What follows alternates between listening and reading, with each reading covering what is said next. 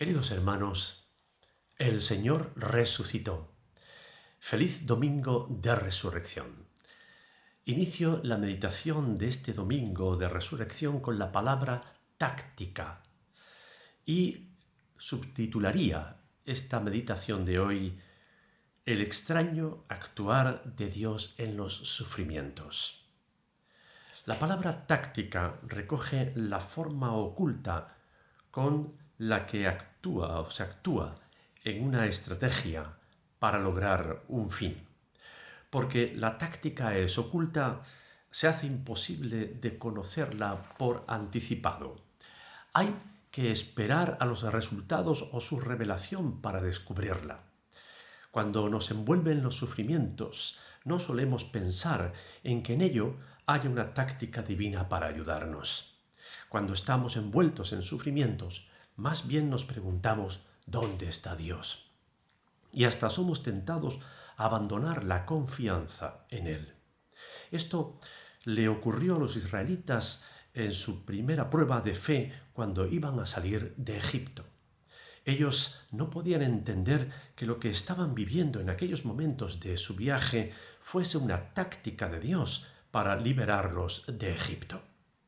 El texto bíblico que nos va a ocupar en esta mañana de resurrección nos ofrece captar la táctica de Dios para librar a su pueblo de la táctica de Faraón. Y dice así, leo en Éxodo capítulo 14, versículos 1 al 3 y 8 al 14. Dijo Dios a Moisés: Di a los hijos de Israel que regresen y acampen delante de Pi-Hairot, entre Migdol y el mar, enfrente al santuario del dios Baal-Zephón. Acamparéis frente a ese lugar junto al mar, y el faraón dirá a los hijos de Israel: encerrados están en la tierra, el desierto los ha encerrado. Endureció Dios el corazón del faraón, rey de Egipto, el cual siguió a los hijos de Israel. Pero los hijos de Israel habían salido con mano poderosa. Los egipcios los siguieron con toda la caballería y los carros del faraón, su gente de a caballo y todo su ejército. Los alcanzaron donde estaban acampados junto al mar, cerca de Pi-Hairot, frente al santuario del dios Baal-Zephón. Cuando el faraón se hubo acercado, los hijos de Israel alzaron sus ojos y vieron que los egipcios venían tras ellos, por lo que los hijos de Israel clamaron a Dios llenos de temor y dijeron a Moisés: ¿No había sepulcros en Egipto que nos has sacado para que muramos en el desierto? ¿Por qué nos has hecho esto? ¿Por qué nos has sacado de Egipto? Ya te lo decíamos cuando estábamos en Egipto: déjanos servir a los egipcios, porque mejor nos es servir a los egipcios que morir en el desierto. Moisés respondió al pueblo: no temáis, estad firmes y ved la salvación que Dios os dará hoy, porque los egipcios que hoy habéis visto no los volveréis a ver nunca más. Dios peleará por vosotros y vosotros estaréis tranquilos. Hasta aquí la palabra de Dios.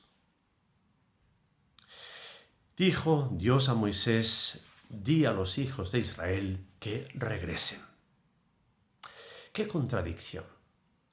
En vez de ordenar que el pueblo se alejara más y más de Egipto, Dios ordena a Moisés y su pueblo que se den la vuelta, que es tanto como ponerse en dirección hacia el encuentro con el faraón. Ante este movimiento del pueblo de Israel, el rey de Egipto interpreta que los israelitas están desorientados. Cree que es evidente que la torpeza de volver con dirección hacia donde está él solo es una muestra de lo perdido que se hallan los israelitas. ¿Qué Dios era el de Israel que lo hacía volver? El faraón cree que es el momento estratégico para actuar y la ocasión para ir por ellos. El pueblo pudo haber acelerado su marcha de Egipto con solo tomar el camino de la costa, pero Dios no quiso que ante los puestos militares que protegían esa ruta, los israelitas cayesen en la tentación de querer volver a Egipto. Así leemos en el capítulo 13, verso 17, Dios no los llevó por el camino de la tierra de los filisteos, de la costa, que estaba cerca, porque dijo Dios, para que no se arrepienta el pueblo cuando vea la guerra y se vuelva a Egipto.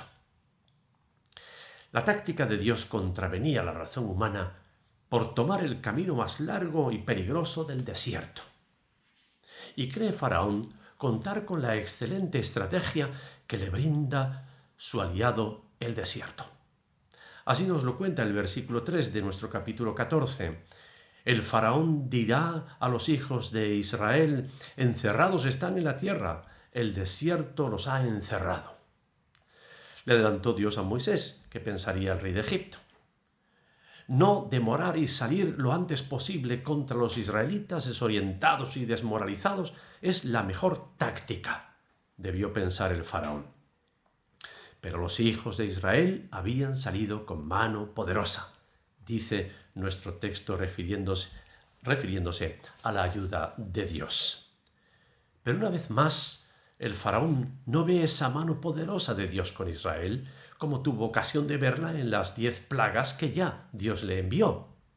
Faraón es ciego a la revelación de Dios y no puede imaginarse que aquella maniobra fuese una táctica que Dios estaba empleando. Pero esa mano poderosa de Dios es la que garantiza que su pueblo está protegido.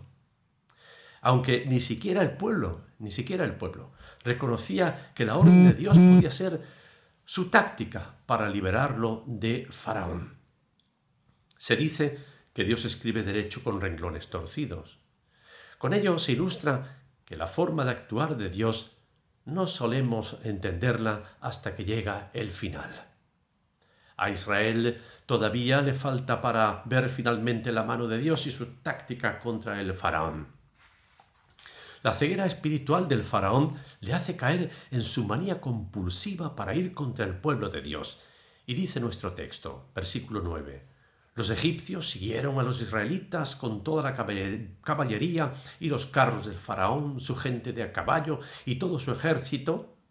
Los alcanzaron donde estaban acampados junto al mar, cerca de Pi-Hahirot, frente al santuario del dios Baal-Zefón. Y así llegan poderosos contra el pueblo encerrado, atrapado entre Pi-Hahirot, que significa boca del desfiladero, es decir, paso estrecho entre montañas, y un lugar que estaba además frente a Baal-Zefón, nombre de un dios, señor del tiempo. Nombres que sugerían nada bueno y evidenciaban que los israelitas estaban encerrados, atrapados. El pueblo no tiene escapatoria humana. Aparentemente, Faraón va a ganar en su estrategia contra Dios y su pueblo. Y el dios del tiempo, Safón, será testigo de la derrota del pueblo israelita y su Dios. La reacción del incrédulo pueblo de Dios nos lo describe así nuestro texto. Versículo 10. Cuando el faraón se hubo acercado, los hijos de Israel alzaron sus ojos y vieron que los egipcios venían tras ellos, por lo que los hijos de Israel clamaron a Dios llenos de temor. No solo Faraón está seguro de su victoria, sino que también el pueblo de Dios, que no entiende que Dios actúe bajo estrategia alguna, piensa que la táctica de Faraón supone el fracaso de la empresa de Dios. El pueblo se siente abandonado y recelan si acaso no es Dios su asesino antes que su protector. El pueblo levanta su mirada y ve el peligro que se le aproxima y sus corazones se llenan de miedo. Ven con ojos humanos y no de Dios. Se debaten entre la fe y la vista.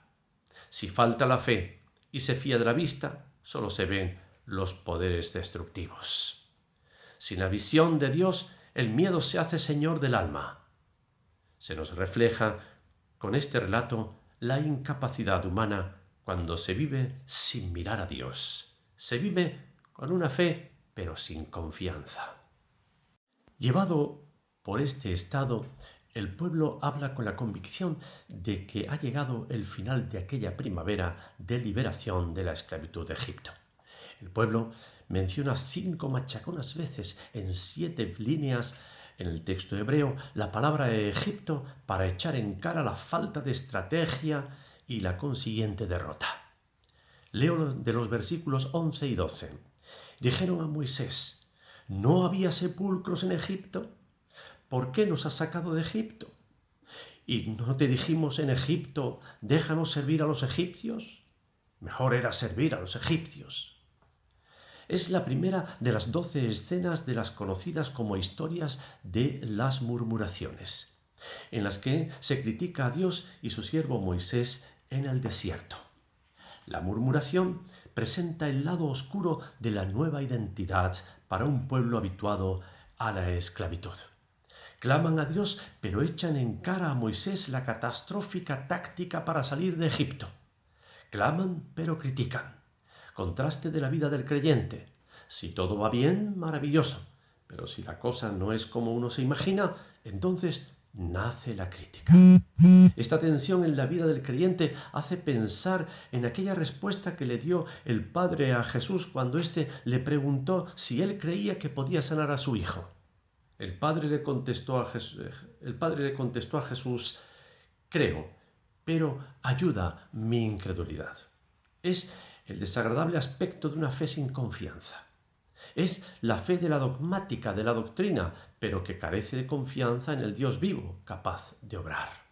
Sírvanos de ejemplo esta experiencia de Israel para que nuestra mirada no sea a un cielo vacío, sino a la búsqueda confiada del Dios vivo. Que no prefiramos la esclavitud del pecado antes que el esfuerzo de vivir la libertad de lo malo. ¿Merece la lucha y el esfuerzo la libertad? Preferible le era al pueblo la esclavitud que la experiencia de libertad, y prefieren la vida anterior. No sea así con nosotros, hermanos, pues hemos experimentado ya muchas bendiciones con la ayuda de Dios, que nos ha hecho gustar lo que es un mundo sin pecado. Ante la ceguera del pueblo para ver a Dios, ante el peligro, contrasta la fe de Moisés, que anima a los israelitas con estas palabras. Leo los versículos 13 y 14. No temáis, estad firmes, y ved la salvación que Dios os dará hoy, porque los egipcios que hoy habéis visto, no los volveréis a ver nunca más. Dios peleará por vosotros, y vosotros estaréis tranquilos. ¿Cómo responder al miedo que paraliza y acobarda? Frente a la agitación del miedo, la calma de la paz. Moisés, el profeta, revela la fortaleza de su interior, su fe confiada en Dios. Y conforme a esto pide al pueblo 3 cosas. Primero, que no tenga miedo. La fe confiada es una llamada divina contra el miedo. No temas, cree solamente, dijo Jesús a Jairo, dirigente de una sinagoga. Segundo, que hagan frente a la situación con firmeza, como requiere del pueblo que espera una revelación de Dios. Y tercero, que miren la acción salvadora de Dios. La mirada hacia Dios es descubrirlo en el caos y en la inseguridad. La mirada en Dios es fe confiada que recibirá respuesta. La táctica de Dios se muestra o mostrará ahora en su totalidad. El mejor estratega habrá sido Dios. El faraón creyó en su táctica. Encerrados están en el desierto, decía, pero su táctica fue su trampa. Faraón piensa que el desierto va a ser la trampa que sujete a los israelitas hasta que él llegue para esclavizarlos nuevamente. Pero ahora se descubre que la táctica sabia fue la de Dios, al hacer que Faraón pique y se dirija al lugar no del desierto, sino de las aguas de su juicio. Ahora entendemos la táctica de Dios, que es llevar a Faraón a juicio y así librar definitivamente a Israel del que le quiere mantener esclavo. Ahora entendemos que la libertad de Israel no es el camino que han emprendido, sino el juicio de Dios sobre el que lo quiere esclavizar. Ahora entendemos que Dios está allí, en aquel corazón endurecido de Faraón y en aquellas circunstancias de inseguridad y caos en las que vive el pueblo. El pueblo debe mirar y ver con los ojos divinos. Dios peleará por vosotros, y vosotros estaréis callados, le dice Moisés al pueblo. Cuando Dios actúa, no hace falta clamor, sino silencio confiado. Dios peleará por vosotros, y vosotros estaréis callados, afirma el hombre de fe Moisés ante el pueblo amedrentado. ¿Cuántas veces, hermanos, no hemos orado esperando que Dios hiciera algo en el sentido de nuestra súplica? Pero el asunto tomó un curso que nos hizo dudar de si Dios nos había oído, y hasta puede que hayamos pensado que mejor hubiese sido no haberlo o habérselo presentado. Pero su aparente negativa a nuestra petición no ha sido más que una táctica para resolver de forma impecable el asunto como nunca nos hubiésemos imaginado. Esta fue la experiencia de Israel en su primera dificultad como pueblo que sigue a Dios. Así ocurrió con Jesús. Sufriendo profundamente una noche con sudor como de sangre, pide al Padre que le haga pasar de aquella copa amarga de la muerte física. El Padre no es que no escuche esta súplica, sino que con su silencio permite que el mal aplique su táctica para que finalmente terminase en la tumba, donde creyó vencer al Hijo de Dios. Jesús responde también como lo hace quien confía plenamente en los designios, en los planes de Dios. Mateo 26:42.